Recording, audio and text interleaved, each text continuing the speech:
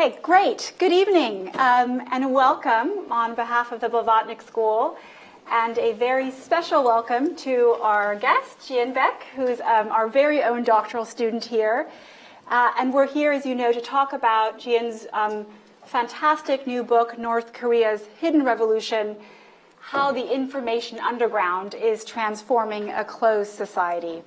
So I have the great pleasure of not only being able to be here to talk to you about the book, but also being her doctoral advisor. So we've had an opportunity to kind of talk about how she might take this project further, and hope you get to ask her about some of those questions as well. So for those of you who've not yet had the pleasure of reading it, this book is a really gripping and fundamentally human account of the psychological and social dynamics underpinning one of the world's most authoritarian and secretive regimes. So I encourage you to take a look at it and to ask her more about it. So I wanted to start, Jieun, by asking you about what the book is not about. So in a sense, we know what the book is about from its title. We know that it's about how information is changing North Korea's internal dynamics. And you write at the very beginning of the book that this is a book about the hidden power, the transformative power of information. And you also write that it's about the resilience of the human spirit. And you also write about how it's a personal story. As a granddaughter of two North Korean defectors, it's also a story that's based on a couple hundred interviews, as well as a wide array of secondary sources, with interviews with defectors from the North Korean regime. Right. So it's a book about what you've heard from those sources. So can you just start by telling us what is the book not about? Sure. So what the book is not about is, what I hope the book is not about, is an over-sensationalized promise or a guarantee of what external information and media can do in this closed society.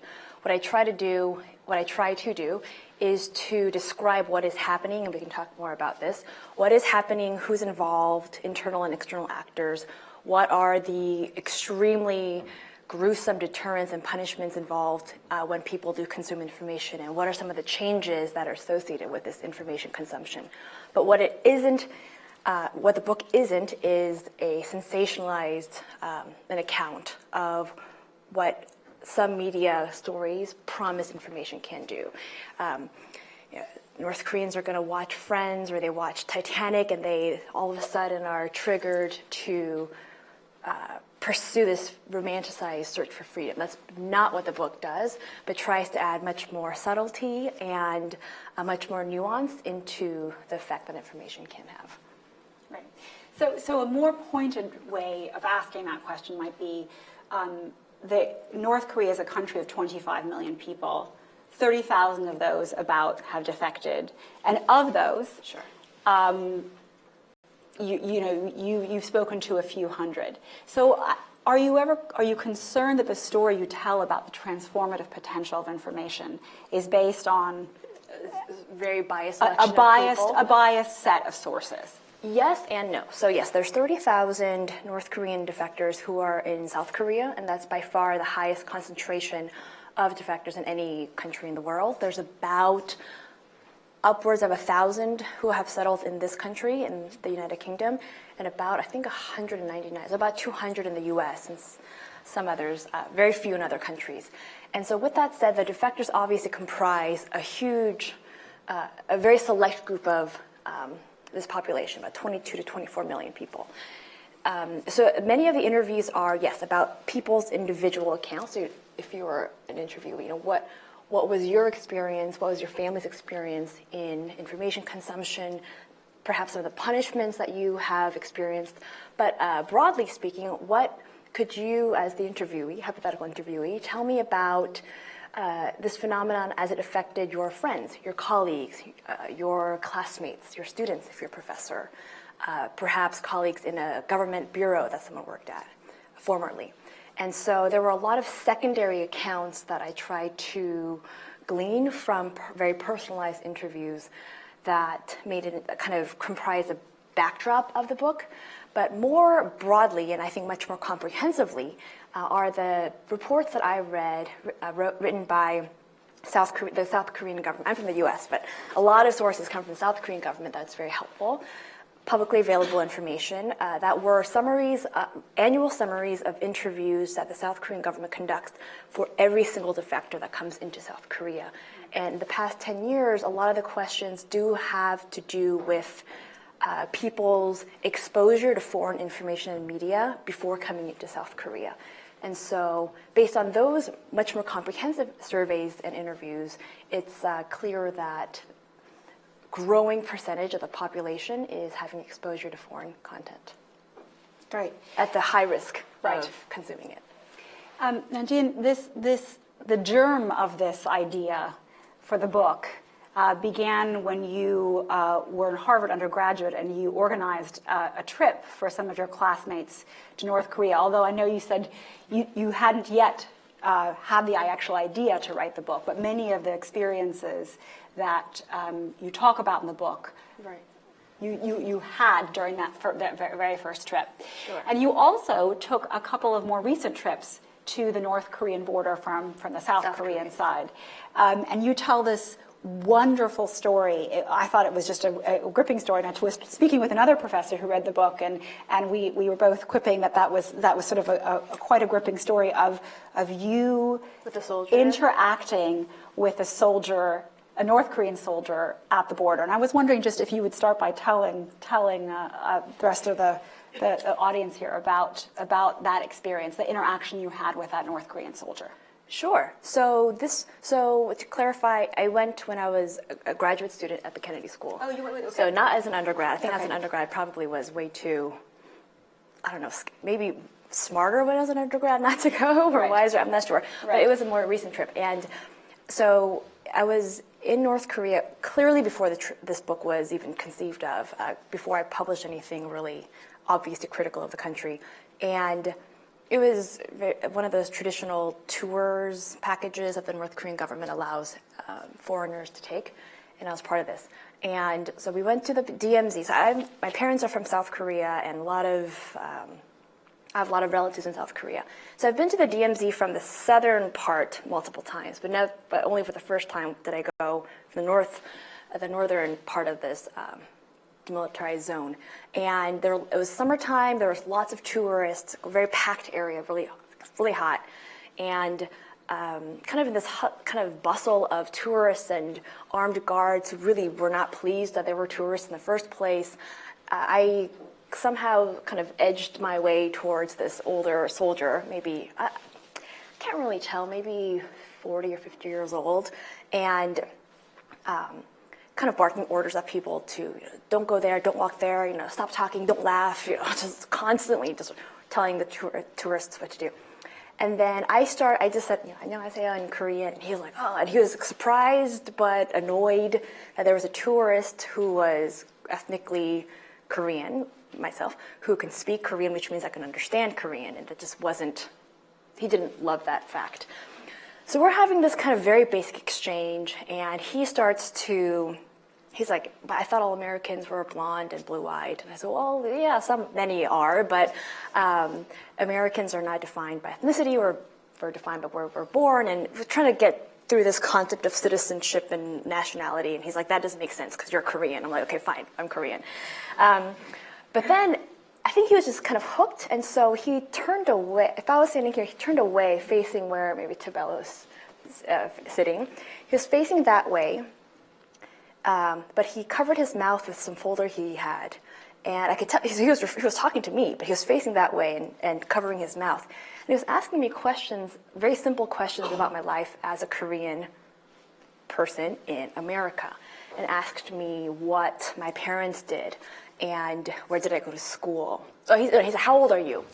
And back then I said, I think I was 26, I'm 26. And he said, do you have a husband? I said, I don't. He goes, well, you're way past the marriageable age. I'm like, oh God, yeah. He said, there's plenty of nice bachelors in this country. I'm like, I can introduce you to. I'm like, oh, that's fine, sir. That's a very generous offer, but thank you. No, thank you. And then he said, well, what do you do if you're not a married, if you're not married?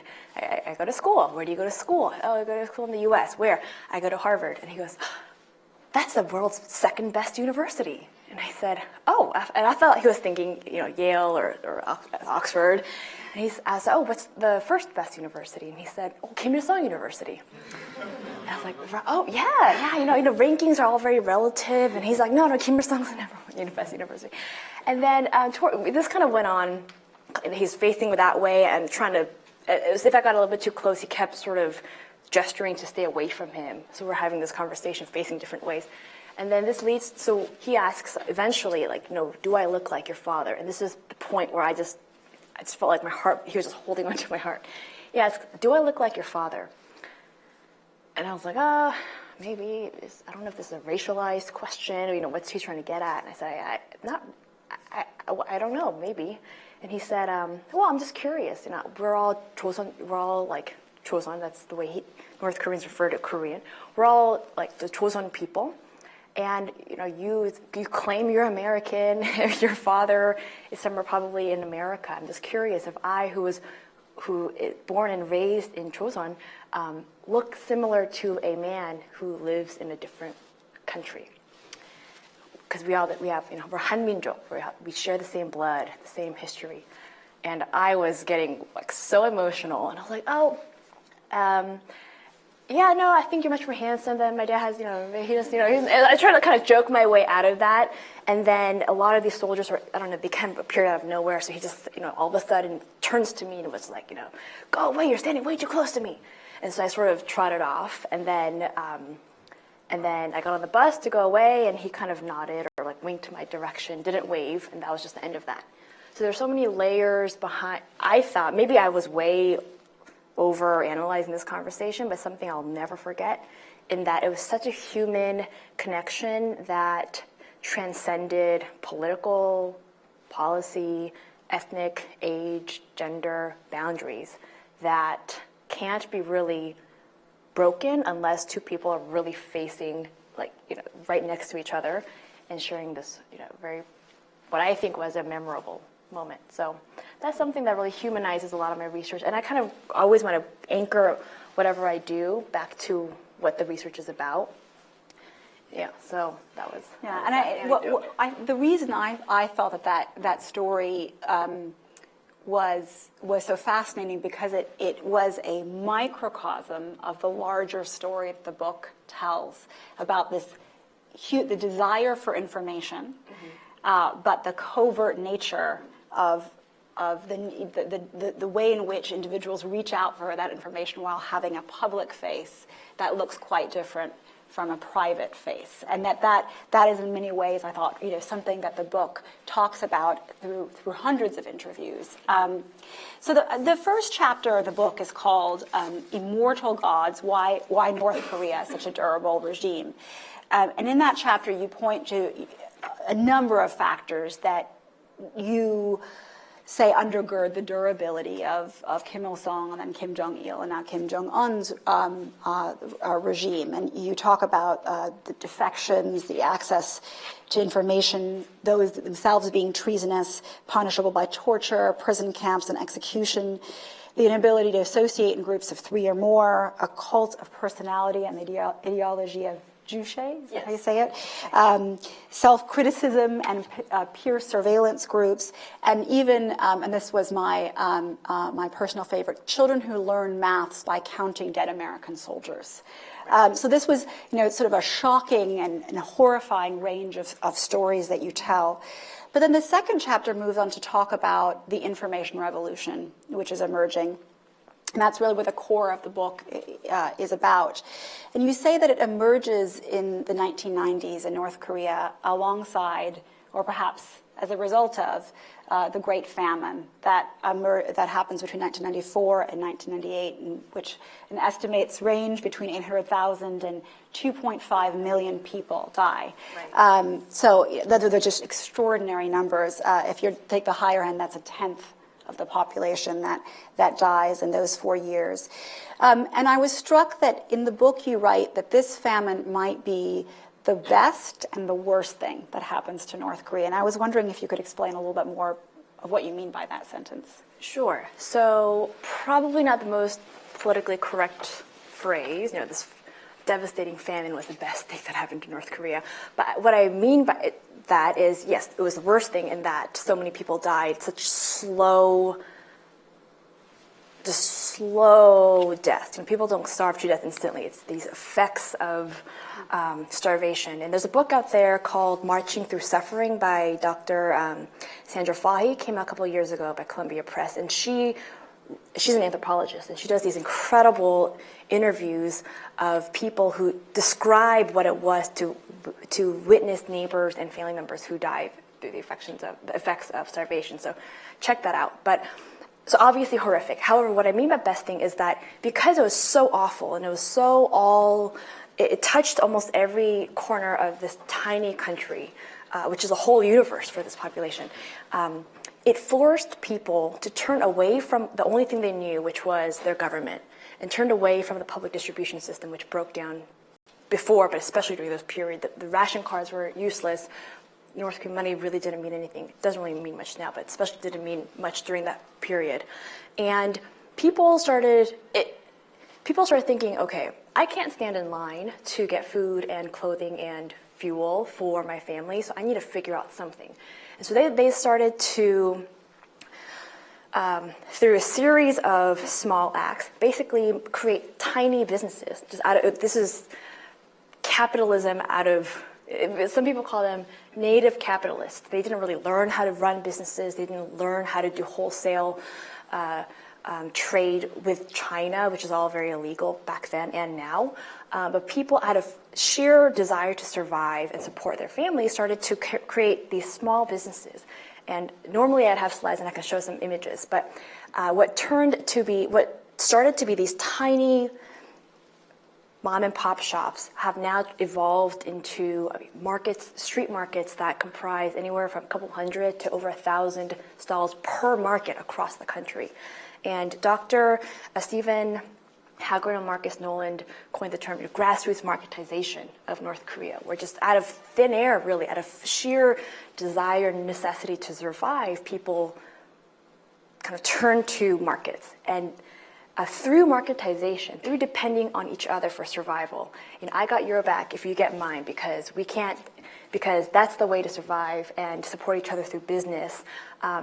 This type of grassroots marketization has forced North Korean people to very naturally turn towards cash and money and very capitalistic practices to survive. So most of the population does not depend on the government provisions anymore. It's through markets and trading with Chinese people, learning about what are the weather patterns from foreign radio programs, what are the weather patterns and commodity prices of gray and black markets in this country, so that I can figure out how to do my business. And so this country is now, for the past 20 years or so, has evolved so significantly based on basic capitalistic practices because of the famine that people were just forced to turn to. And so these people joke, a lot of defectors joke that, and maybe this is like a really funny joke, but they'll say, if Kim Il-sung were alive today, he died in 94, he would not recognize the North Korea that he built up because it's changed so much since then. And so through these capitalistic practices, plus this unprecedented access to unauthorized foreign media and information that people have, this combination, I think, is really powerful in pushing North Korea towards a direction that this country can't go back towards. People can't unlearn what they know, and they can't unlearn their dependence on business to support themselves and their families. And so I think some people may agree with me, maybe a different phrasing, but that's sort of what I referred to. Right. So the moment of the famine and the horrifying consequences of that is that people begin to, of that horrifying moment, there is a growth in dependence on non-state forms of transaction. Right. And do you think that that's enabling of something of more social capital and trust between people, or is it just market based? I agree with. I absolutely agree that these markets are. It's important because markets initially, and today is technically still quite illegal. Anything, depending on anything other than the state, is technically illegal, and some forms of markets have sort of loosened up legally. But if people continue to knowingly and willingly break laws to do what they need to do, have bigger businesses, trade with Chinese people, make international phone calls, all of which are illegal. They're going to enable other partners to do that, to make their businesses bigger, which inevitably means these horizontal bonds, which were, by the definition of socialist countries, they really try to atomize units of society, whether it's individual or the neighborhood level. These social bonds between people and families are naturally building out of sheer self-survival. And this is exactly what the government is fearful of, because when people start trusting each other and working together, that's sort of the initial ingredients for collective action.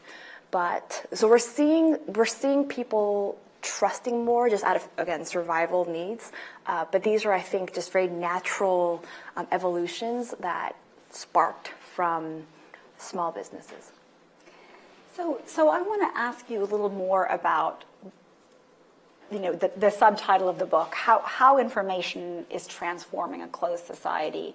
And the defectors that you interview in the book, all of them have a moment of where they begin to question the regime, and that the possibility of that questioning, you write, is an absolute necessity for what comes afterwards, which is a defection.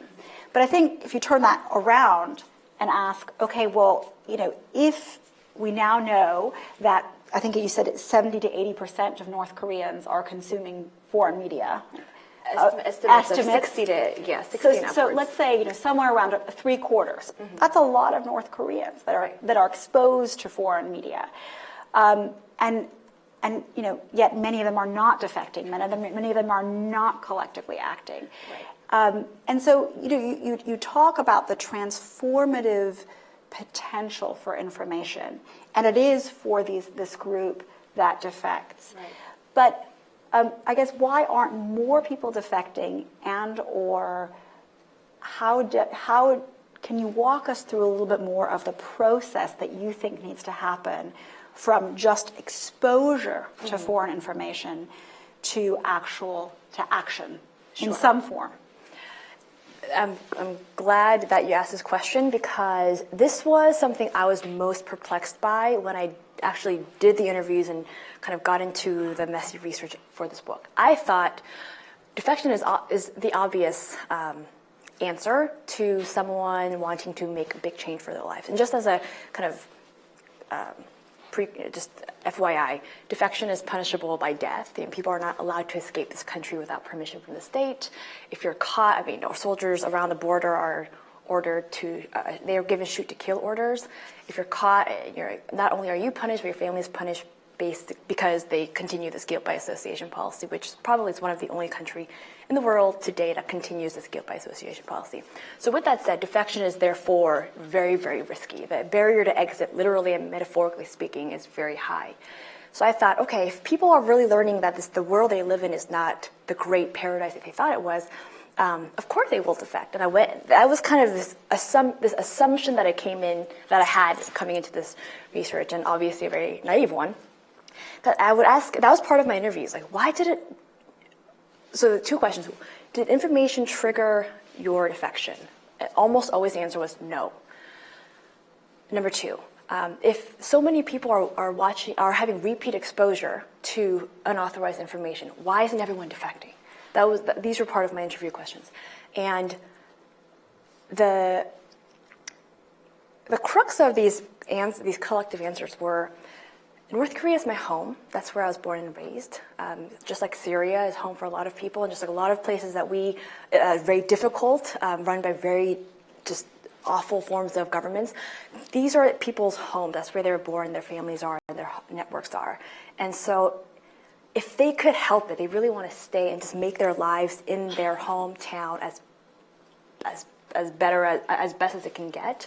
Defection is the absolute last resort that people want to take, and it's usually triggered by the decision to leave the country and risk life and the lives of your family. It's usually triggered by a very acute crisis. You're caught circulating information, or you're caught trying to have a business selling USBs downloaded, having South Korean dramas on them, or you're caught bribing the wrong. You try to bribe the wrong person, and someone turns you in. So it's generally acute political or economic-based grievances that really trigger someone to defect. But the awareness and having repeat exposure to kind of comparative information of what life is like in other countries, and the idea, bizarre concepts like insurance and also pet insurance. I mean, these kind of crazy concepts that people learn just by watching films and reading news is what I think is the necessary conditions for people to sort of think beyond what they've been told by the government. It's a very singular narrative. This is the best country, and everyone's out to attack us, which is how they justify their internal and external forms of surveillance and so forth. But the defection is really everyone's last resort. And the more I kind of got into the weeds of interviews and research, it turns out that most people just want to make their lives inside North Korea a little bit better and figure out ways to increase their profit margins from their businesses and just sort of stay put and just kind of continue to pay people off and just keep their lives a little bit better. In terms of collective action, so there has been a history, very small and very limited, but there has been a history of isolated incidents of failed coups, a pretty high-profile failed coups in North Korea, as well as what intel agencies may gather to be assassination attempts on the leader. Very small, but there is history of this that's based on publicly available information now.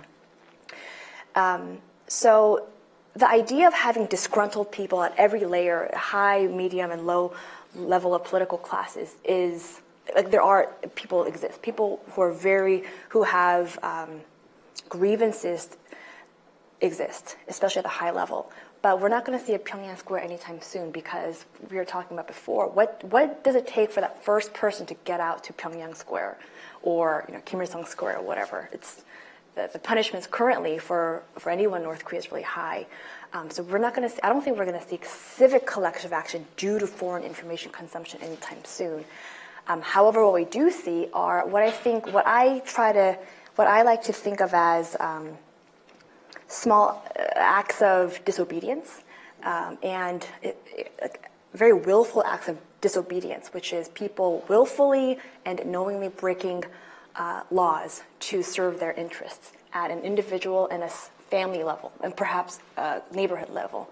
That goes back to consuming information at high risk, as well as traveling without permits to do their businesses, and that all takes bribing the right people. These are all willful breaking of laws that I think hopefully could evolve to perhaps more civic-minded acts. But we're not there yet. We, the collective audience, we're not there yet. But hopefully that's the direction that some of these acts will take.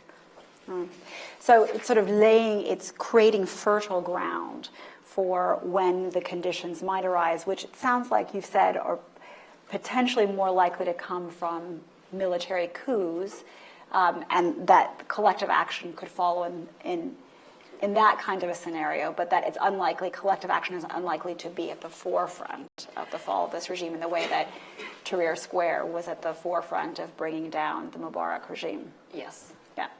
I unfortunately don't think, I'm not in the business of predictions. If I were, that would be bad. But I don't think we're going to see big popular uprisings bringing anyone down, or bringing Kim Jong-un down. That's just, they have no qualms. The government has no qualms just mowing down people.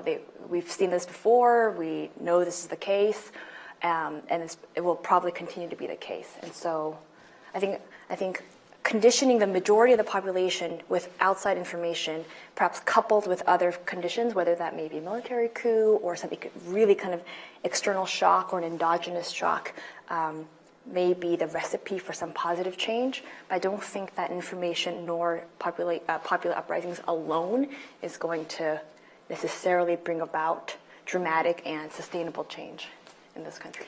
So I know you said you're not in the business of predictions, but I want to ask you one more question before I open it up to the audience for questions. And I was listening a few days ago to the New Yorker's Radio Hour, and Robin Wright was interviewing the deputy director of the CIA, John McLaughlin, under two former administrations, former American presidents. And he was asked, thinking about the Trump presidency in the United States, he said, what do you think is the greatest foreign policy danger to President Trump? And he said, I know it's very dangerous to hazard a guess on that because most foreign crises are unexpected. That's why they're crises. But if you had to peer into the crystal ball of the future, what would you say? And he said in response to that, well, we have very good data to suggest that in the next 4 years, so that is under the Trump presidency, North Korea is likely to develop the capability of mounting a nuclear warhead on an intercontinental ballistic missile, which would have the capability of reaching North America. And he said, if that happens, and I think it's very likely to happen, that will present us with a real crisis. So there aren't very many North Korea experts out there. So if President Trump were to call you up and say, we are in a crisis, and I don't generally believe in experts, but I'm going to make an exception in your case. So what would your words of wisdom be to him on this crisis, given that it's not your area, given that it's gazing very much into a crystal ball in a very uncertain situation, but given that we don't have very many experts on North Korea, and that you are certainly an emerging one, if not ready one, what words of wisdom would you have for him? Would it be in North Korea alone or a lot of other things? This hypothetical conversation. If it's on North Korea alone, I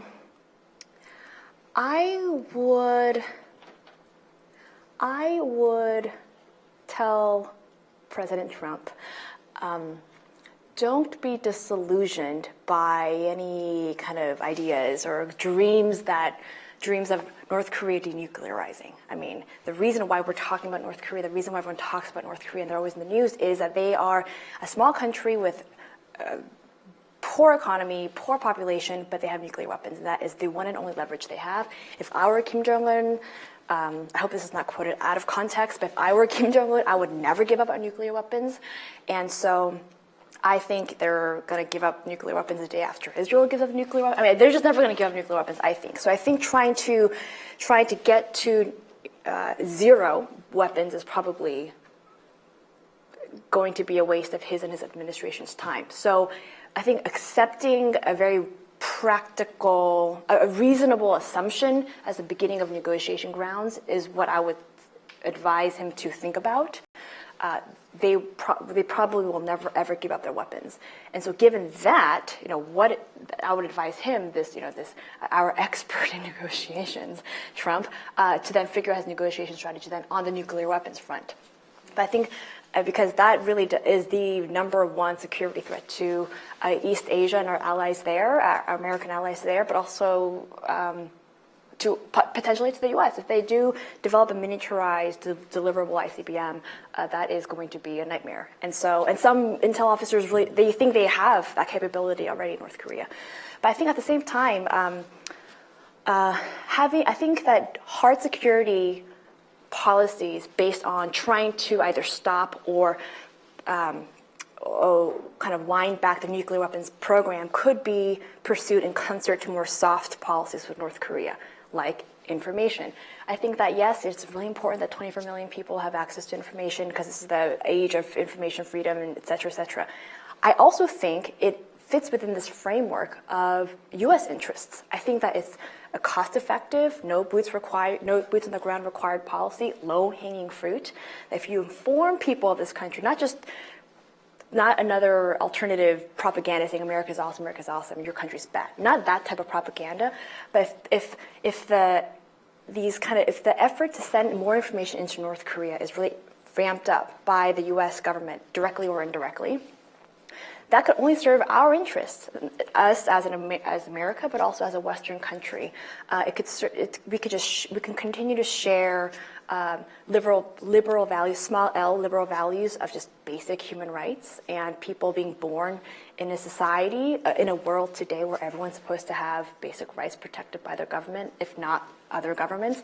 And so I think those two policies can be pursued in concert. I think that it's not just a fluffy human rights language policy. I really think there's practical implications of sending more information to this country that should be pursued and can be pursued in concert with more hard security anchored policies. And so that would be my 30-second conversation with President Trump if I had him on the phone. Great. And I would say, don't get a burger with Kim Jong-un, because that's engagement I don't think is a wise decision. But I think when he said, I want to have a burger with him, I think what he was trying to say was, I'm thinking about engagement policies with North Korea, but I would advise against them. Okay. Great. So questions? Yeah, at the back there. One question. Just can you hold on till you get a microphone, because we're streaming it. Hello. One question I have is, what role are mobile phones playing in North Korea? As a year or so ago, I read an article saying that towards the South Korean border, increasingly you could pick up a phone signal. So I wondered, what was the role of kind of live stream communication, if you like? Sure. Thank you for that question. So there were mobile phones domestically up until 2004. They were shut down because they thought that if you look at the Roncheon train explosion in 2004 in North Korea, if you Google that later, you'll see that there was a huge train explosion that went off a couple hours after Kim Jong-il's train went through it, coming back from China. So a lot of people think maybe that was A, an assassination attempt on the leader, which is insane, and B, it was probably remotely triggered by a cell phone. And so because of that, they shut down the entire country's mobile network, and they confiscated all the phones and so forth. Fast forward a couple years, so there's prior experience with domestic mobile phone networks. Fast forward a couple years, Arascom comes in, it's an Egyptian telecommunications company, and working with the North Korean government, set up a new mobile network. And so there's about 22 to 24 million people. Up until recently, there's about 3.5 million North Korean people or 3.5 million paid subscribers inside this country who have access to these cell phones that are for domestic consumption. And so I say subscribers because some people may have more than one, and there's all these kind of pet theories about that. But 3.5 million subscribers, which is huge. But that's strictly for domestic consumption, and they're not. These phones are not able to make international, like non-North Korean phone calls. Also, these phones are subject to immediate surveillance. Anyone can stop you on the street and ask you for what's on it. Data transfer is very highly surveilled and all this. I think what you're referring to is the illegal international phone calls that people are making. So phones from the outside, I'll say these country borders, are being smuggled in, have been smuggled into this country for some time now. And for a while, so North Korea and China share a 1,500-kilometer long border, and a lot of it is very kind of mountainous terrain, and it's hard to, there's no wall along that border, but it's heavily militarized and secured. Tens of thousands of CCTVs, as well as armed guards and all this. But people can access China's cellular network. And so a lot of people will take smuggled phones that they've got or bought from the outside world and go up into the couple feet or a couple miles of the border and try to make phone calls. And these are really short because they're detectable by cellular detection devices that the country uses all across the country.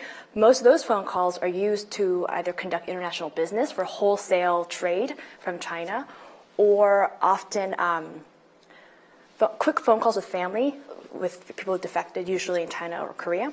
And thirdly is sending remittances from South Korea through Chinese brokers, through Chinese banks into North Korea.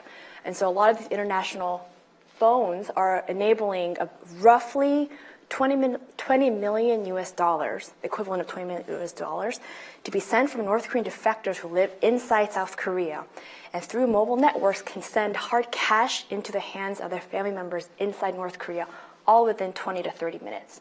And that's all enabled by these illicit international phones and telecommunication that's enabled by Chinese, and I guess increasingly south of the DMZ from South Korea. But generally, people tend to access the cell towers along the Chinese-North Korea border. And we're not selling books today, but in the appendix, my research assistant she put together a diagram of how this remittance actually works. And this is based on publicly available information. I mean, a lot of interviews, but this is not, tipping off people who shouldn't be listening. So this is all publicly available and okay information to consume.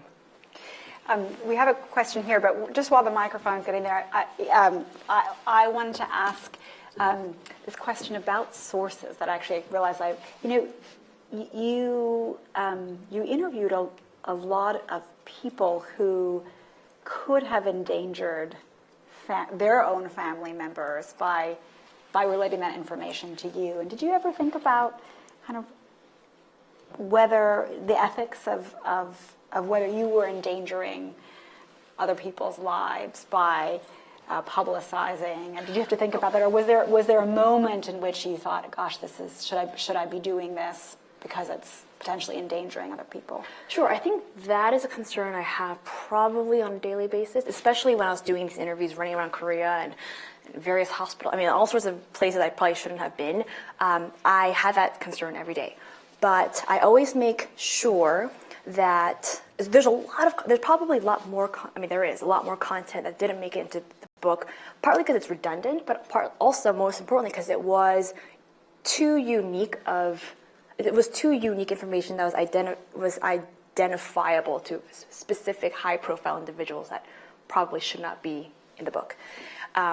But with that said, I definitely went through all the ethics training and went through all this, but also made very sure with every interviewee, made sure to talk, but also email and just kind of have repeated conversations what you're agreeing to do. A lot of people came to me and said, "I heard you're doing this, I want to be interviewed." And of course, then we get into selection biases, and we can talk about that later. But in terms of the ethics piece. And so I always, I got the written permission and all this, but oftentimes asked, "Where are you from? What city are you from? And do you have family inside North Korea? And is any of this information identifiable? Like, is it really uniquely your story that could identify you?" And so we went through all these questions. And I mean, North Korean people, the defectors are the most knowledgeable about what kind of information will put them and their families at risk. And so I was careful, but of course they were doubly careful. So the names, of course, were changed. Some people wanted their full real names to be in the book.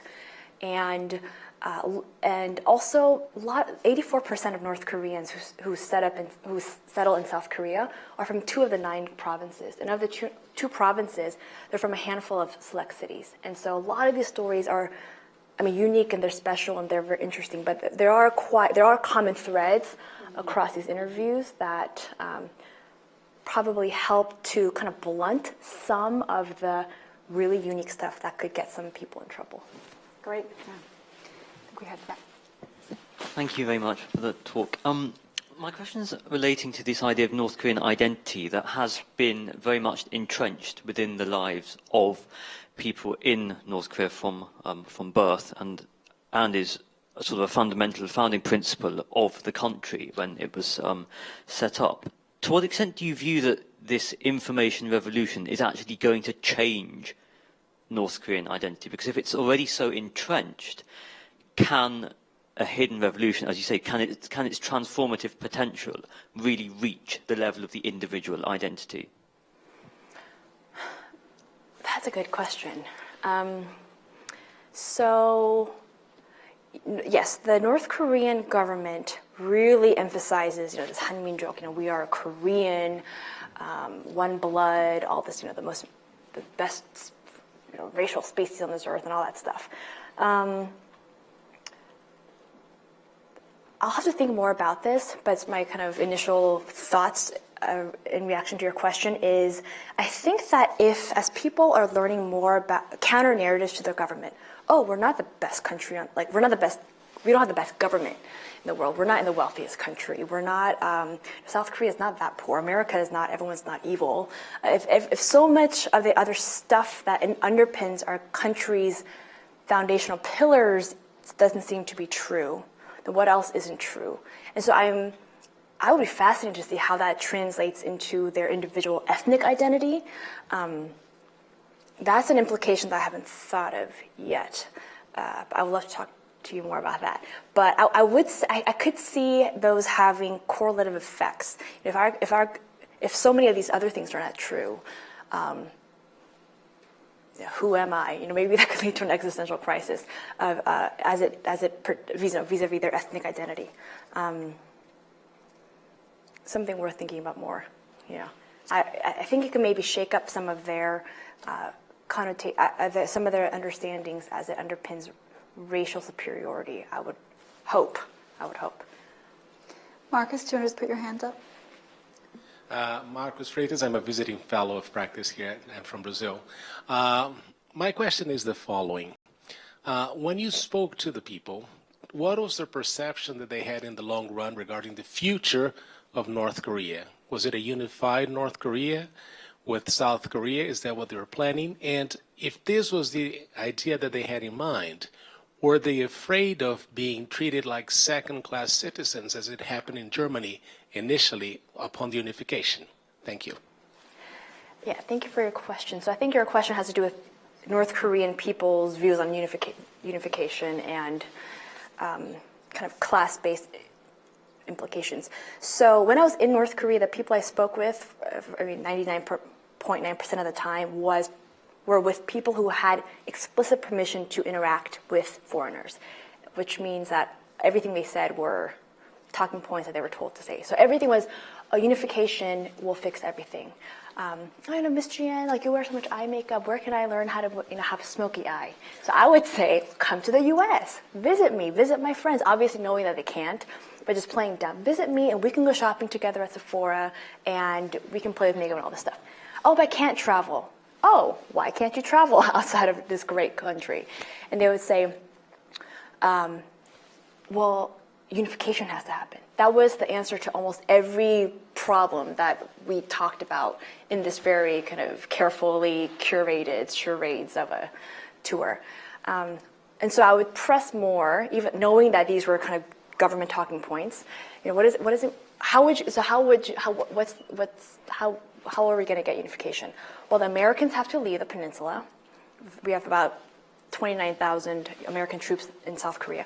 Americans have to leave the peninsula, and that's going to enable unification. I said, okay, well, under Seoul control or Pyongyang's control? Well, obviously Pyongyang's control. But so the whole thing is going to be the DPRK peninsula wide. Oh yeah, that'll be ideal. I'm like, okay, that's an interesting perception. Talking to the North Korean defectors, who are in South Korea or the U.S., the U.K., and when we talk about unification, everyone wants unification. It's true, but of course under Seoul's control, but who knows how we're going to get there? Who knows how unification is going to happen? But it'll be under Seoul's control, and the concerns of second-class citizenry is huge. And this is actually some of the most heartbreaking things about defectors' living assimilation and the difficulties that come with that in South Korea and elsewhere, but especially in South Korea, where a lot of North Koreans think, okay, I made that up in my mind to come to South Korea. I may have been privileged, I may have had a poor background, but I'm coming to this country with open arms because this is our brethren population. They come and they face extraordinary amounts of discrimination at a social level, they're at disadvantages, of course, because of education and trying to assimilate into a completely different culture. But putting all the structural challenges aside, the explicit discrimination that North Koreans face is so heartbreaking. The suicide rates among North Korean defectors in South Korea is three times the rate of South Korean, the South Korean age counterparts in South Korea's youth have the highest suicide rates among OECD countries just because of stress and so many other issues. North Koreans, I mean, they can't assimilate for various reasons, but also the discrimination is so severe that this concern of this whole country experiencing second-class treatment is one that most defectors are quite wary of. Question there? Yeah, thanks for your talk. My question relates somewhat to the one about identity. Because would you say that with all this incoming information, this is really about a binary choice, that as people, they either accept the government version or they accept whatever Western or outside information they get? Or have you come across people actually sort of manage to integrate it in sort of a new, more hybrid version?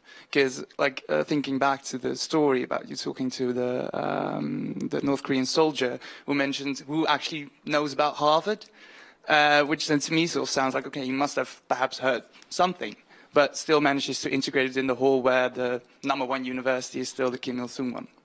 Sure. I think that's a great question. That is what you just described, this kind of bizarre hybrid kind of understanding of worlds colliding in people's individual minds is probably the most common experience that most individuals I've come across and other people who've interviewed tons of defectors have experienced, which is essentially this mental tug of war that people go through, or earlier we talked about these micro processes of cognitive dissonance that people are trying to work out. Some young people I've come across thought, okay, I go to these gray markets, sometimes they're black markets, I buy these things I shouldn't be buying because they have foreign content. I ask them, do you have it? And I get it. Come to my house and close up all the windows and watch maybe by myself or with a friend or a trusted neighbor or whatever.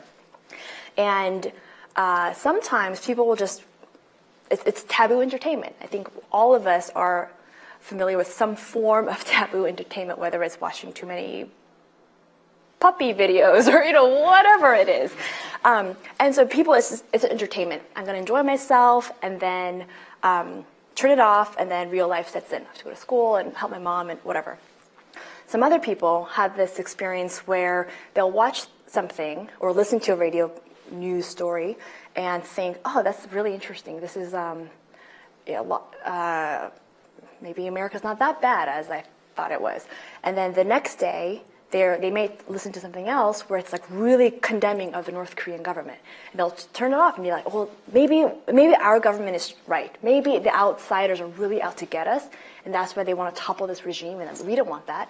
So there's like mental tug of war that people go through, and many people try hard to kind of all these mental gymnastics to kind of resolve these cognitive dissonances that people inevitably come across. We all do.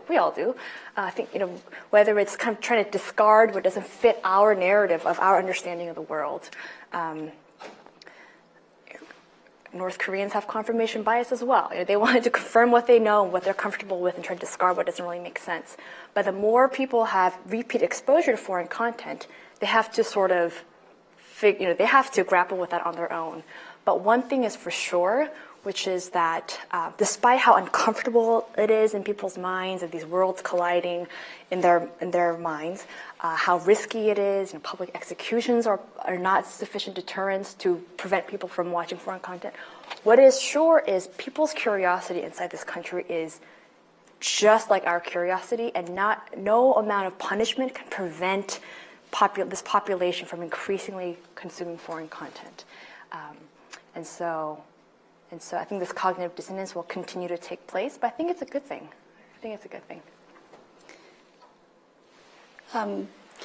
There's one question, I think, gentleman right there. But before we go to you, I just want one thing that this discussion of cognitive dissonance sort of brings up is that you're making the point that confirmation bias and the exposure to conflicting worldviews isn't necessarily unique to North Korea. But what is unique to North Korea is the incredible atomization, the inability to get together with someone else unless it's somebody you're absolutely sure you can trust to talk about it. And I was struck by the story of the husband at night lies in bed with an earbud in his ear and doesn't tell his wife what he's listening to because he's just not sure. He doesn't want to put her in a difficult situation. And so in a society where at night, in your bedroom, listening beneath the covers to a radio station, and you can't tell your partner about that, that's an extreme level of inability to take what is cognitive dissonance, and you're grappling with confirmation bias and discuss that with others, right? So it seems to be what's quite unique to North Korea when one looks across the breadth of countries. Yeah, that's Mr. Kim. Mr. Kim Eun-kwang used to be a computer science professor in North Korea for 20 years, computer science professor. A lot of his students went on to be what we know as the cyber warriors of North Korean government. And he also, in addition to being a professor, he was part of the information police, as the Western media likes to call it. Basically, he was in charge of implementing these surveillance operations, where people would run his colleagues would go around from building to building or small village to village and turn off the electricity. This is when DVDs were in vogue. This practice that I'm going to describe is partly why USBs became more in vogue. It was when DVDs were in vogue. They would turn off the electricity in an entire building or small village, and then they would go and they shut the perimeters down so that no one could then leave, and they go door to door and say, let me see your DVD player, let me see your electronic device, show me everything. And they would then unscrew, the inspectors will unscrew these devices and take the DVD, whatever's inside, go see what's on it, and then if it was something illegal, then they will come back and punish, and if it was something really bad, something political, then they would just cart them away on the spot. Mr. Kim used to run these for many years. He's the guy who started listening to radio programs in bed, and the quotes in the book. I shared a bed with my wife, but I couldn't share my radio program with her because who knew when I would piss her off so much that she would turn me in. And this is a wife of now 30-something years, and so he now, in long story short, defected. I guess he now defected with his wife and his daughter, and is now running NKIS, North Korea Intellectual Solidarity. Online, they have a website in English and Korean, and basically figures out all these cool ways to send information into North Korea. So he's really switched sides. But it all started with listening to radio programs late at night over a couple of years. And his wife would say, what are you listening to in bed? Can I hear? He said, it's just English. I'm learning English, and women don't have to learn English. It's gonna stress you out too much. And that's how he got away with it. Okay. Thank you. When you were talking about some of the wholesale trade that was going on when they go to the border and they'd make these phone calls to China, could you, with a couple of examples from the interviews that you did with the defectors, talk a bit more about the risks and rewards that those traders face? Because I was quite surprised to hear that people were doing wholesale trade across that border. That sounds like a very risky enterprise. Sure. So there's one person in this book whose experience is quite common. This is self-described common as well as just from observing it seems to be the case. So Ha-young, so that's her name, from Busan, her mother was a teacher and it just didn't work out. The famine really just took away these jobs. So she got into the business, Ha-young's mother, of trading, kind of trying to resell their clothes from their own closet.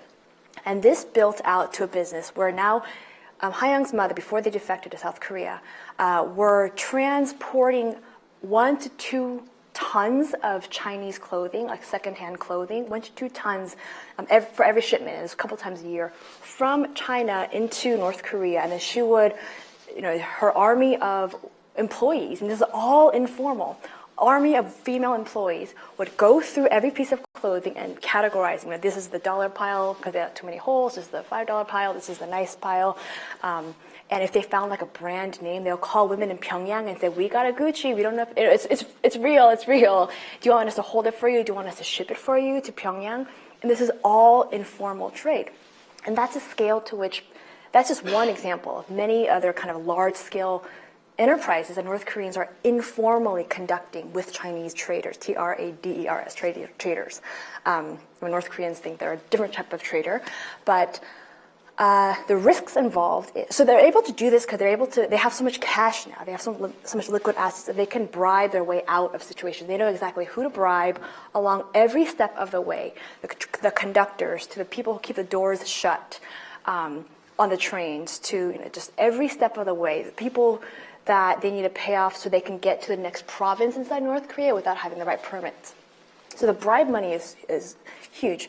The risks involved is if you're caught doing this, and especially bribing the wrong person, then the risks could go, from, it's like the common recipe, North Korea's recipe for punishment.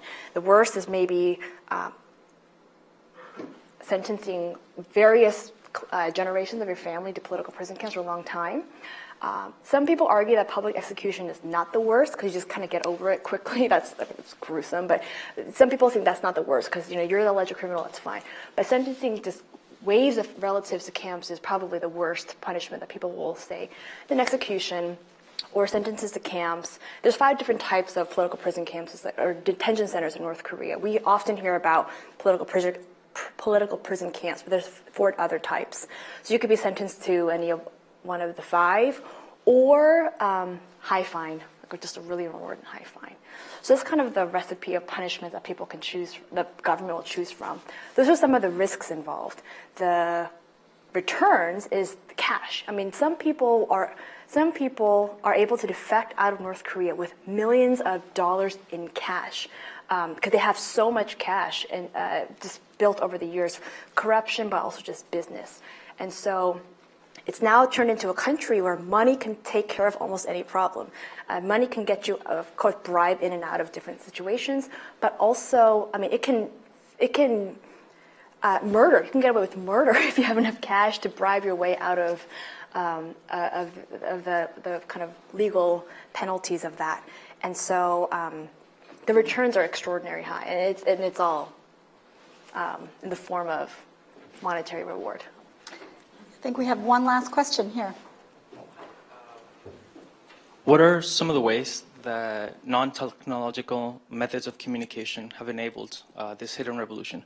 Or is it mostly as a result of the technological advances recently, like cheap USB sticks or DVD players weren't a thing 15 years ago?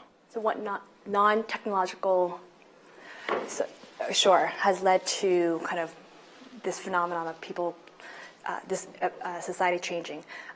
To go back to your question, in addition to cash rewards, it's having leverage in one society. So money gives you leverage in able to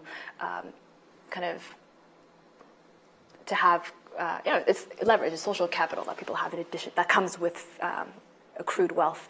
In terms of non-technical communication, so essentially it's not so much, so people in North Korea, the most trusted source of information is word of mouth. And I think that's the case in any closed society. If you look at any of these big media reports, it's word of mouth that people most trust. And so if some people will most believe information coming from their son who's a defector in South Korea versus 10 soap operas that they watched on a USB.